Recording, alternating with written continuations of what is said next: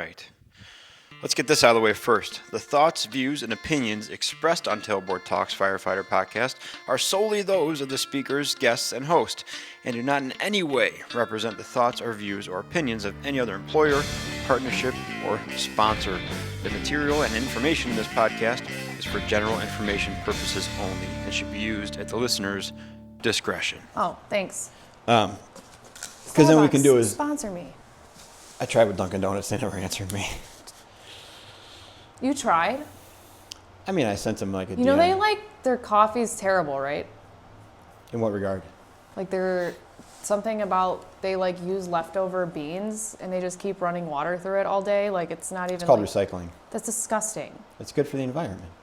No one cares about I've that. never heard that. I've never heard that at all. Are you serious? Yeah. Oh, well, I heard. And the people who work there are always mean. They just don't.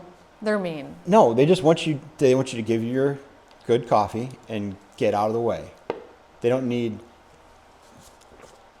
If you walked up to Dunkin' Donuts and ordered what you ordered today, I'd be mean to you too. I'd be like, shut up and just take this coffee and get out. It's like the only thing I look forward to. I'd be like, go across the street to Target and buy the creamer you want. I'm just going to give you coffee because I'm not putting up with. That was really embarrassing ordering. Process. I'm not going to look up Dunkin' Donuts. I'm not even going to validate your ideas by looking up Dunkin' Donuts. Why don't you introduce the show? Remember how this Never went mind. last time? Hey everybody, welcome back to the Tailboard Talks podcast. And I'm here in Angie's barn again on her sprawling acreous estate.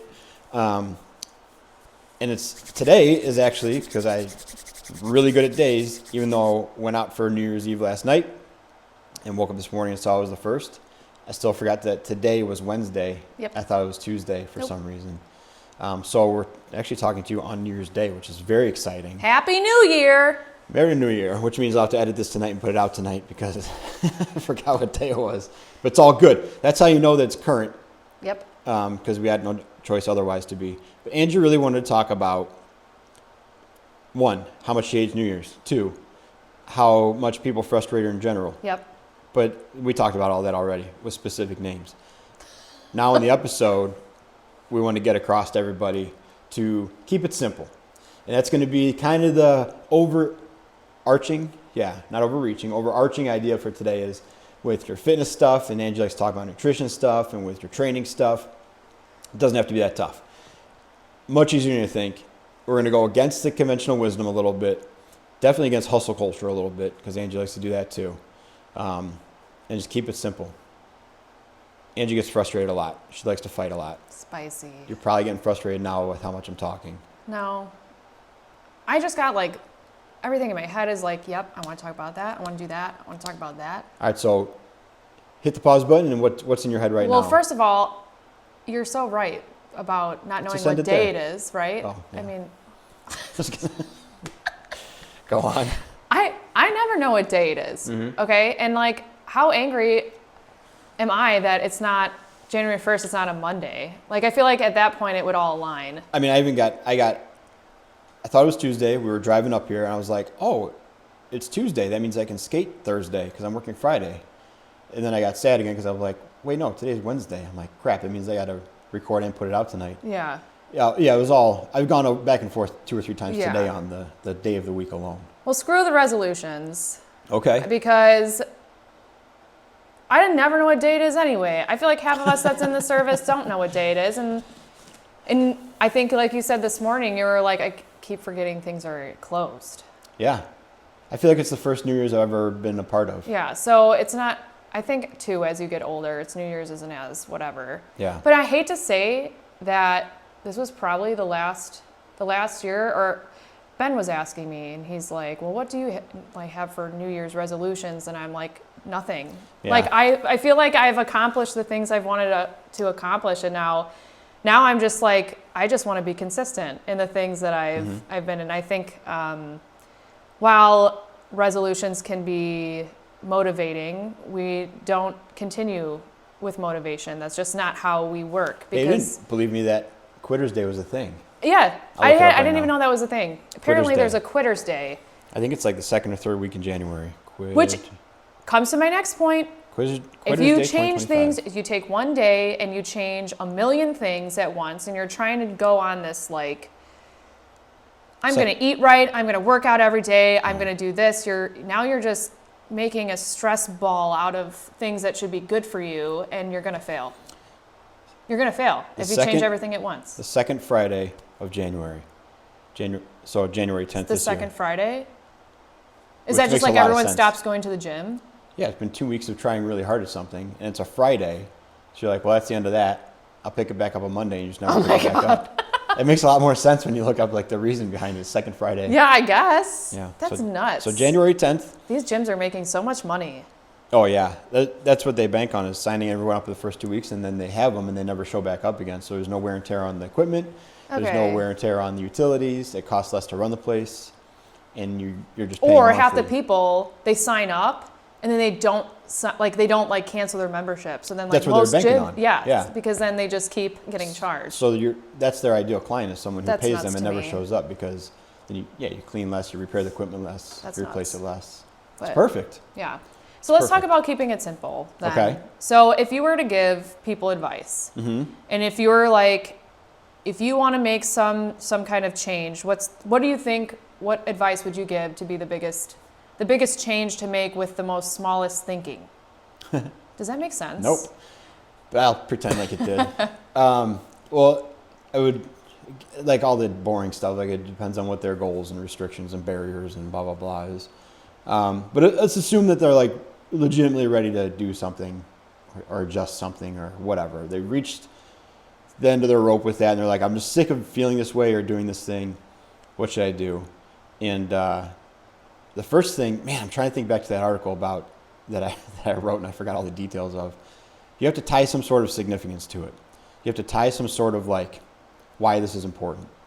And I don't think telling other people your plan is enough to do it. Like, that's just another form of motivation, right? But you essentially have to tie an outcome to it that's more important than the suffering you're going through now. I guess that comes a lot of part of like you making the decision to be better and stuff. But I would tell people to start with the smallest possible increment of that thing, but don't let that restrict you from what you want to do. And it's different than the restriction that you kind of brought up before we started going. If you say like, my New Year's resolution is to get in shape, I'm going to do that through running. I used to run. There's a marathon in Chicago in October. I'm going to do that. That's my way of getting in shape this year. I'd say, like, well, logically, you should start walking first. Right. Right? And you should go in this walking program, a Couch to 5K program, and then you up it from there, and you go to like 10K, and then you go to a half, and blah, blah, blah. But I would also say that if it's February and it's a 55-degree day, and you want to go out for a run, and your program says you have to walk 1 mile, and you're like, I really want to run 5 miles today, get your ass out there and you run 5 miles. Yeah. It might hurt a little bit, and you might Yeah. set yourself back from your program a little bit. But if you're feeling good and you have the physical ability to do it, and you're not going to like significantly injure yourself, it's always going to hurt a little bit. Yeah.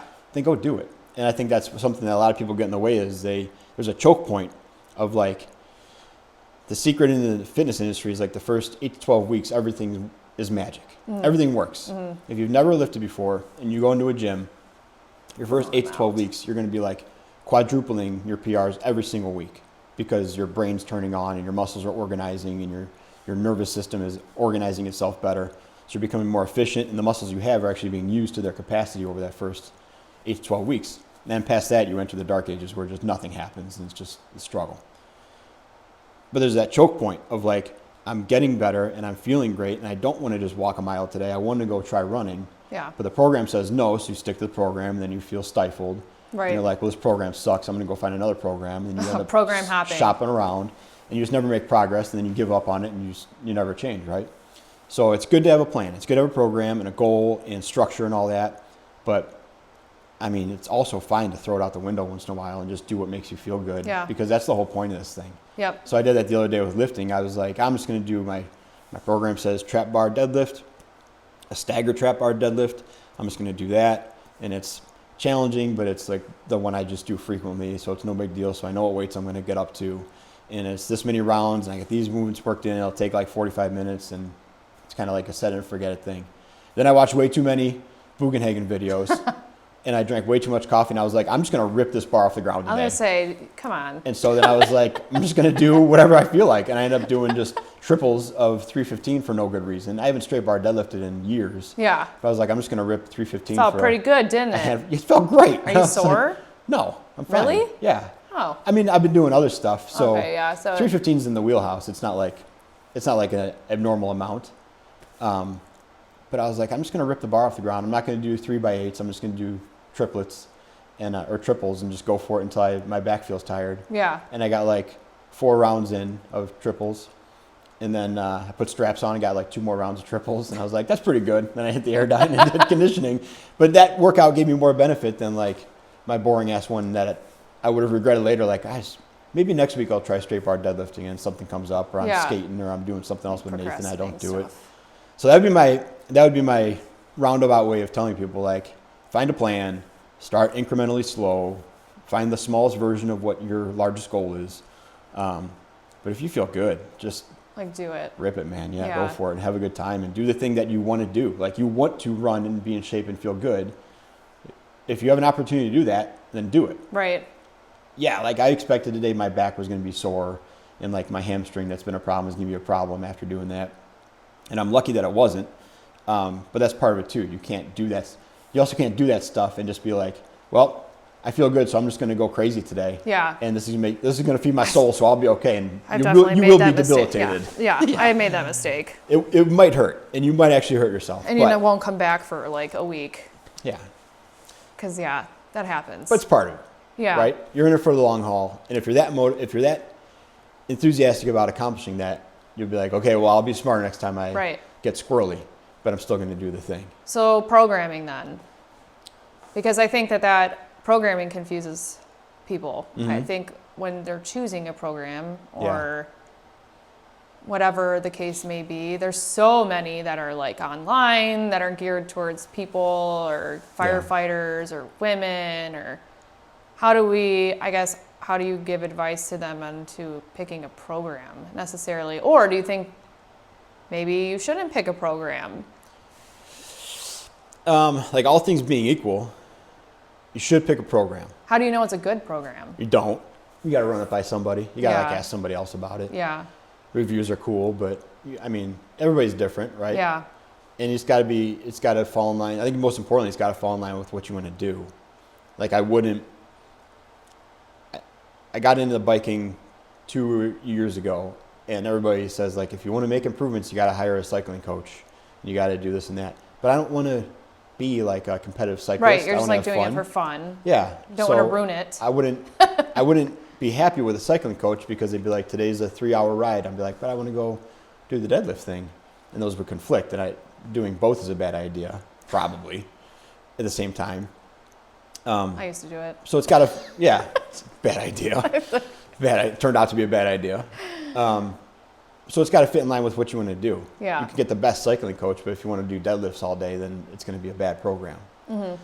But I would run it by someone, and there's plenty of people you can run it by. Yeah. Most likely the person that you're running it by is the person you should be paying for a program, because you're going to them to critique someone else's stuff. That's true. They're probably just busy or more expensive. Yeah. Or they're your friends, so you feel awkward doing it.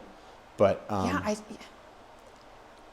would not. I was gonna say I would not do programming from a friend. I feel like don't mix business with friendship. It's tough. I feel like you guys at work can't do that. I program for. Yeah. And I keep it loose. I keep it very loose. It's not a real structure. I put in 2 like strength sessions and 2 conditioning sessions a week. Yeah. And I say pick like 2, maybe 3 of these a week. And whatever ones you don't do, I'll carry over next week, and I'll switch the ones you do. Right. Kind of thing. And workouts stay kind of the same, but with adjustments every week for 2 months, and then it's a new batch of stuff. There you go. So it's just loose. Yeah. So if you're not Chris's friend, feel free to hit him up. Yeah, you can still pay. Yeah. I'll take anybody's money. Yeah.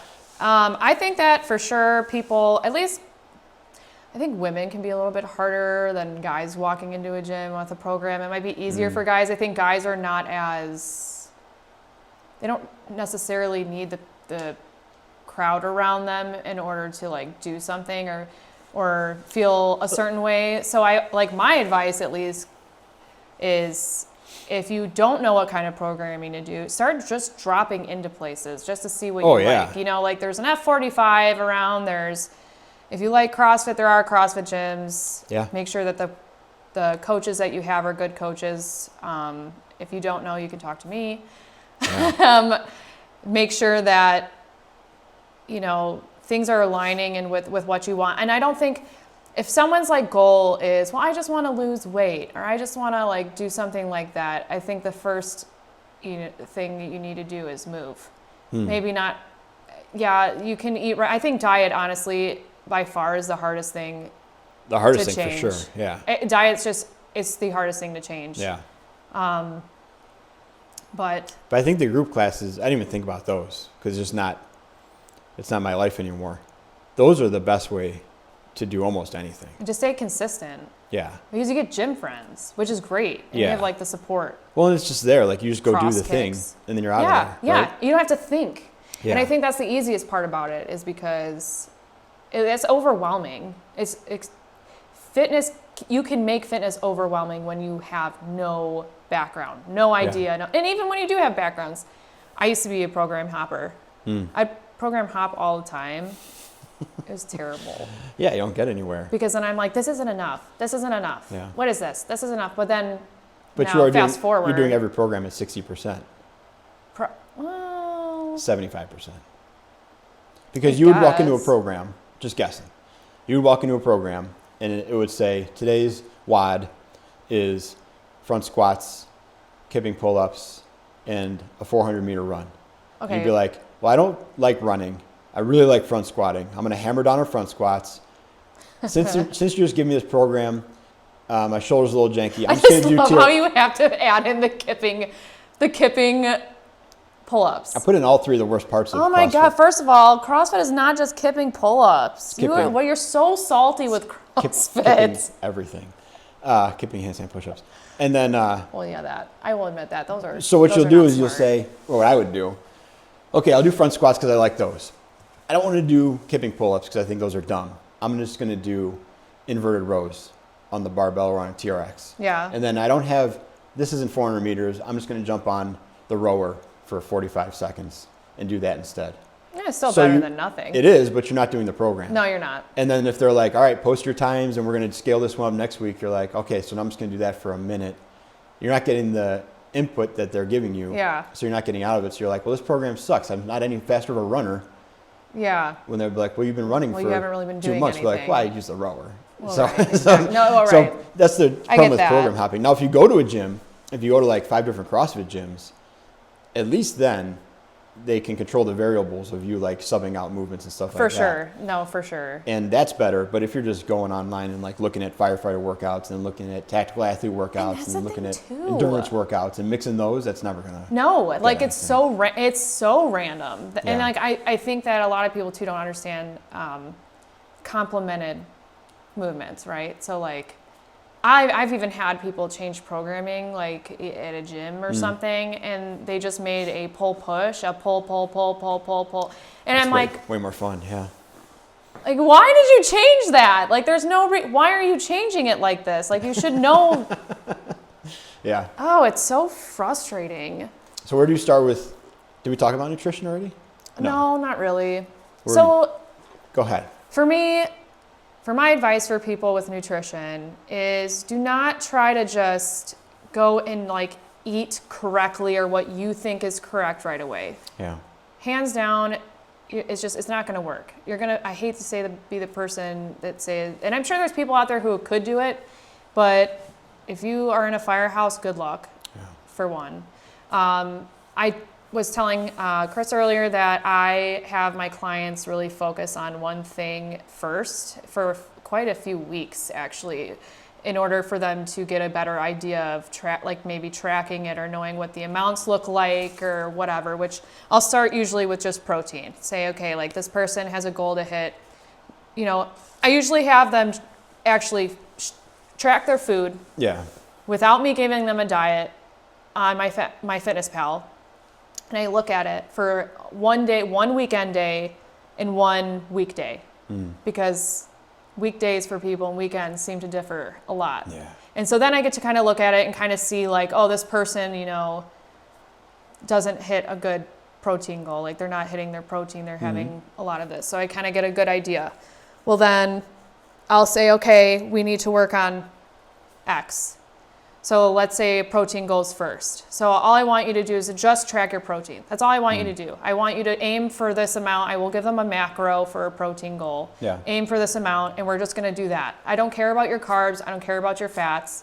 I just want you to hit this goal. And normally, they'll eat less of the other things on like if they're doing that already. Yeah. So it's kind of like a win-win in You that almost situation. have no choice. To get that much protein, you will be uncomfortable eating the stuff on top of it. I have to You ask. typically do. Well, like how good? Well, okay, so like everyone always asks me this question, and they're 1 always gram like, per pound of body weight. or is it the gram per kilogram That'd be of half. body weight? So it'd be Which is actually more real. That's actually what we should be doing. 1 gram per kilogram of body weight. Yes, it should be per kilogram. If you want to be weak, yeah. What? If you want to be, Oh, no way. I don't match. I'm just saying what would be optimal It's would be 1 kilogram. per pound of body weight. Well, like I don't. So okay, someone my size, when they say that, I would have to. So I'd have to eat 100. I'm 126 pounds. Okay, I'd have to eat, if you want to do that, 126 grams of protein. it's good math. Oh my god. Why do I? No, that was a big sticking point for you right there. That was good. You put that together quick. Go on. I have no more coffee left. Oh my gosh. Had to sound that one out. We had to do a word problem for that one. Go on. That So that's a lot. That's a lot. That's a lot. I don't need that much. Would it be bad if you had it? Couldn't. It could. Well, I mean, not like it would be bad, but it would be a waste. Because at the end of the day, you're just peeing it out. You're peeing it out or you're storing it. So let's go back to your first part of that, right? Let's say you want to eat 150 grams of protein a day because you're going to CrossFit this thing. If a little bit's good, a lot bit's more. I'm going to kip it to get the extra 15 grams in there or whatever it is, 25 grams. If you eat that much protein, aren't you going to eliminate some of the other junk that you would for throw? sure, yeah. Right. So if you look at it in that waste. sense, no, it's not a waste. Yeah, so it's still a net positive. Yeah, okay. And then I'm pretty sure, and this is going off memory, when I looked at it last to do like nutrition talk at a department, I'm pretty sure they studied up to 4 grams per pound of body weight for up to 90 days, and there's no detrimental effects on your system at all. I think those are the numbers. But it's also a lot. Yeah. Let's say you're shooting for 126, okay, and you get 90. It's pretty good. That's like the 0.8. Oh no, that's really good. Yeah, that's like the 0.8. So which yeah, is lower so you than the would original. so it's actually fun to give clients way higher protein goal. Yeah. Because Make them feel like they can't measure up and make them feel defeated. No, and I'm tell like, them they did a good I job tricked anyway. You know how you've been obsessing and stressing over Yeah. getting that much protein, you didn't? It was a trick. That's like when you tell me to be somewhere half hour ahead of time because you know I'll be late. So just focus on protein first. One like thing that. at a dang time. One thing. Okay. All right. Then I like after a it. couple of weeks, add in more stuff. I like it. What are you focusing on this year then? Me or just people? You. Surviving. Good. You need more protein for that. Oh, right. Yeah. Oh, well, I mean, so like I said, screw New Year's resolutions. Mm-hmm. So I started what I have been wanting to do like 2 weeks ago, which was just be consistent. Okay. I was not consistent. Yeah. I'd be like, oh, I feel really good this week. And I'd be like working out 5 days of the week. Yeah. And then all of a sudden the next week I'm like, nope, Nothing.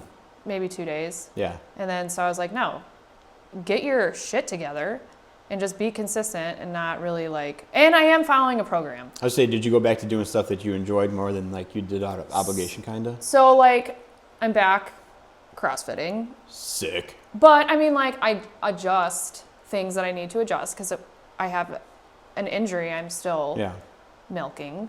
Good. I'm glad we can admit it. But the program, so it's great though, because the programming that I am following is the boring stuff that works. Like I know it's not the sexy stuff. We're going to get to that. We're going to, sexy stuff. We're going to get to the fun stuff when you let me coach you a little bit. Yeah. And we'll get intense again and like yell. Yeah. And like play loud music and throw stuff. I would prefer. That's the fun stuff. I would prefer that. That's what I've been doing is like I'm getting back to not being such a dork about stuff. Yeah, yeah. And like worrying about crossbody patterns and Yeah. No, you and can't. it just making like You limit yourself. well, it just limits my brain. Like I like doing single-legged stuff and all that stuff because of transfer, and you get a much more well-rounded strength from it. Like you become thicker, like in your torso, and like you have better grip strength, and you do all that stuff. Yeah, Thickums. get all that stuff. But then it's also fun to like grab the 100-pound sandbag with your hands and just pick it up and throw it. You're like, I can just grab this thing. Do you want to do this? I just want to grab this thing. I'm like, just And like if you have ripped it with your fingers. just grab, like it feels good just to grab stuff and like just move it around or like be able to like pick up a barbell just with one hand and move it, you know? Oh yeah, like or you just, feel powerful. Like if you're like, I want to move that rower, and you're just like, that's okay, I'll just grab it and move it. Like that's what feels good, to be able to do, like be capable like that.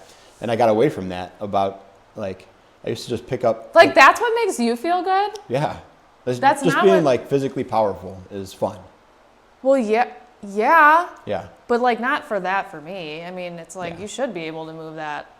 That's like expected. one of my most favorite things is during hose testing. I hate hose testing, but I can't remember, I was telling the story to you recently. I don't know if it was recorded or not. And we roll up the 4-inch hose because we use 4-inch LDH, and so it's heavy. I don't know how heavy it is. It's over 100 pounds or 112 pounds or something like that. Yeah. My favorite thing is to watch somebody figure out how to get it on a hand cart, and I just get to pick it up and walk it across the bay floor to put it back on the rack and like flex on them a little bit, you know? It's my favorite thing in the world. So douchey. Very much. So I'll just do one, you know, and then like they'll still be figuring it out. I'll kind of point it out, then just grab another one, like move it closer to them. It's great. Mm-hmm. That's the stuff that makes me feel good. But I got away from it. I was worrying too much about all the just stuff. Okay. You know. And then I program in a more organic way, because programming remotely, it's hard to put intensity in when you're not watching, or it's like hard to put deadlifts in a program, or even like RDLs, front squats. It's hard to put those in without being in person. So you naturally limit that. Every front squat turns into like a double dumbbell or a single dumbbell front squat. Mm-hmm. That's great, but you can only go so heavy typically. Well, with right, those things, exactly. Right? So then I would do that because I'm testing out the programs. I'd be like, all right, let's do that one again. Yeah. And I'm limited to a landmine or a 80-pound kettlebell or the 50-pound dumbbell, instead of just going like, well, I'm just going to load up a front squat and hammer it out with 225 on it for funsies. Yeah. So I'm getting away from being a nerd, and I'm just going to start lifting stuff again and try to be strong. That's good. Yeah. I knew this was a good program when I realized that everything was the same for like 4 weeks, which is boring, but it's great. I mean, it's great. As someone who is going from physical therapy because of this stuff, even just the little resistant band stuff. Yeah. I mean, it works. It all works. It's boring, but it works. I like that's not to say that I'm eliminating the smart stuff, the bands and all the accessory movements. I'm still down with, but you got to have an outlet in there to do. Well, that's essentially what I end up doing. Like I go have my fun at like the CrossFit classes. Yeah. And then I do the boring stuff when I'm here. That lets you do that fun stuff. Yes, exactly. That allows me to do those things. All right. Anything else? We got to be around 20 minutes by now. Probably. I'm guessing. Feel good? I think it's fine. Okay. We got plenty more opportunities. Don't worry. Whatever you think of, half hour after I leave, write it down so don't forget it next time. Yeah, that's when you start remembering stuff down. Yeah. That happened last time we did an episode. I'm like, I should have said this. I should have said that. It happens every single time. Should have said that. Infinite more opportunities to talk about it, though. I just hope that people don't just have fitness goals, though, for this upcoming year. Like, everyone has a fitness goal. And it doesn't matter how old you are, how young you are, you can always start those things up. Mm-hmm. And it's easy. But think of something other than fitness. Yeah. How about a hobby? How about a hobby? Well, how about a hobby, nerd? I get it. Well, you know what I mean, though? Yeah. Everything's always about fitness. Oh, I'm going to get... And I see people, January 1st, we're starting 75 hard. Yeah. Nope. Why would anyone want to do that? Maybe we'll start the 14-ish again soon. You should do that. I think make it a 30-ish. It's too long. Why is that too long? Because the goal... Isn't 3 weeks to start a habit? 21 days. Not starting a habit. I'm giving you the tools to start a habit. So 14-ish was because we had a camping trip coming up. 14-ish was around 2 weeks, right? Did that math quick. It's long enough to feel good because you've done it, but not so long that you got to be like, God, I got another 3 weeks of this or 2 weeks of this thing. So then after 2 weeks, you get to decide if you want to actually commit to this thing and like, or just continue to sustain the changes and the little adjustments you made. So Yeah. ours was for 2 weeks before our last one of these camping trips. It was like workout every day, big or small, like 50 push-ups could be your workout, and that's it. Yeah, I remember that, or the squats. Yeah, something. Workout, no alcohol, and like no eating after 8 o'clock. Those were the three monumental things, like very small adjustments that you're probably 1 degree away from already. Like you're probably just snacking at 8:30 because you're bored or whatever. And doing 100 squats, if that's your workout, that's 1 degree different than not doing anything, Yeah. you know? So it was just like these tiny little things that you want to get back to, and then after 2 weeks, you're like, nah, I want to have a drink again, and you go have a drink, and if you're like, yeah, it felt pretty good, then maybe you don't for another week, you know, but you get to kind of figure that out as you go, and it's not as hard as like, if you don't do the 75 hard, you don't do 2 workouts a day and all these things, then it's over. It's like, It's just such a way to like try again. discourage yourself. Yeah, you're just like, well, I'll try again tomorrow. I'm still doing it. That's why it's called the 14-ish, because it's like, Yeah. give or take. You get Yeah, a couple I get it. freebies in there I if you get it. screw up. I do have a couple of friends who did do the 75 hard. Yeah, Good for them. 75 dumb. It's actually in If the you can slogan do for it, 14-ish like, too. that's awesome. But then Yeah. it's just like, Nah. wouldn't you rather be consistent? Well, this is a through the different whole topic year? too, because this is one that we argued before, not you and I, but in general. The 75 hard and the whole 30 become crash diets then, because Yeah. you're not using it to. You're not using the whole 30 the way it was designed to, just to figure out your sensitivities and then add stuff back in incrementally that's good. And then you live your life as a new person, not Yeah. taking in the bad. People are like, oh, I'm going to Mexico in March, so I better start my whole 30 pretty soon. It's like, because I know I'm going to drop 17 It's pounds like just by doing yo-yoing. that. Just yo-yoing. Yeah, it just turns into another tool. And same for 75 hard. It's like, well, I got to do my 2 attempts a year of 75 hard because that's what I do. So you get in great shape over 75 days and then coast back to whatever you were before. And then Yeah. just rely on another 75 hard in 4 months. Yep. So we'll talk about that too Yeah. some other time. Yeah, we will. And the outworking a bad diet thing, because turns out you can. I'm working on it. You can. Trying to prove it right now. That's trying the only to prove it reason right now. why I work out. Oh, so you're just eating like crap and then working out? I'm eating pretty much the same. Just The working same out and just now. working out? Yeah, Have you had any progress yet? a little bit. There you A little go. bit. See? Pretty much scientific study over here. So awesome. Do you want to wrap it up or should I? You can wrap it up. Okay. Go to fourthshiftfirefighter.com. Hit the buy me a coffee button. Angie bought me a coffee today. Did. She's against company policy, but I'll take it. Also, I won't get in your coffee selection. So hit the buy me a coffee button. Go on the website. You can look at Fourth Frontier. It's a heart rate monitoring strap. You got a big discount on that. Rescue One CBD, big discount on that. Project Fire Buddies link. I also restarted my product partnership with Hyperice. That's the massage gun and Normatec boot company, so that's pretty cool. We'll get some more information out on that. And that's it. Keep on being capable and durable on the job and away from it, and be a force firefighter. And Happy New Year. Merry New Year. Did you say Merry? It's from a Merry New Year. It's from Merry a New movie. Year. Coming to From America. before I was born or what? Coming to America. What? Never mind. Hi, guys.